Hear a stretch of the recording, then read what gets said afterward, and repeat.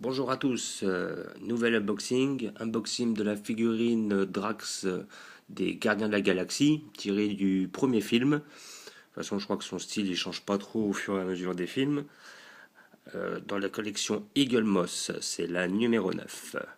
Voilà, donc comme d'habitude, accompagné d'un fascicule, vous expliquant qui est le perso.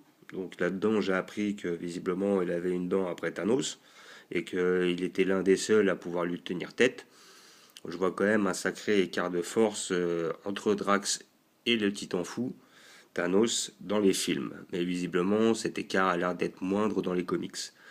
Voilà, visiblement, d'après ce qui est dit, Drax est vraiment là pour tuer Thanos. Il a été plus ou moins conçu pour ça. Voilà, personnage que j'apprécie assez, qui a l'air d'être d'ailleurs très bien fait, voire même mieux fait que le Star-Lord. Dans ce fascicule, comme d'habitude, on vous apprend qui est le personnage, qui est l'acteur qui le joue, dans quel moment il a été incrusté dans les comics, et comment dire, quelle est la différence plus ou moins entre les comics et la série, quelle liberté ils ont pu prendre et tout ça. Et à la fin, l'annonce de la prochaine figurine, qui donc un jour sera le soldat de l'hiver. Tiens, un très bon perso celui-là, ça va être puis un petit ange latent aussi. J'aime beaucoup le perso. Donc nous allons ouvrir ça pour voir si elle est aussi belle sortie qu'à l'intérieur.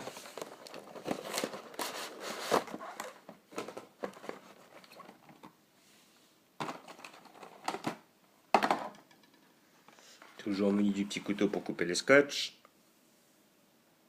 Voilà.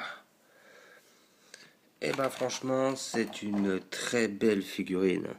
Ouais, là vraiment les tatouages sont super bien faits, le visage est hyper bien fait, les couteaux sont très bien, très beaux, très propres. Enfin propres. Justement, il y a un petit côté sale qui est donné sur les couteaux, ce qui justement donne un côté plus réaliste.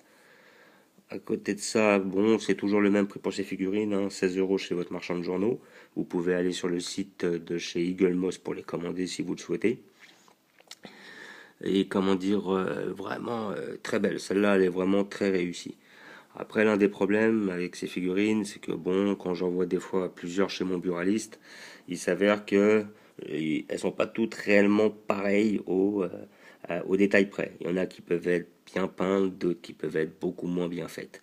Mais là, sur celle-là, elles sont vraiment pas loupées, quoi. Elle est vraiment très belle. Il y a énormément de détails, que ce soit au niveau des bottes, que ce soit au niveau du jean, que ce soit au niveau du perso et de ses tatouages. Vraiment, c'est une très belle figurine. Je la conseille fortement.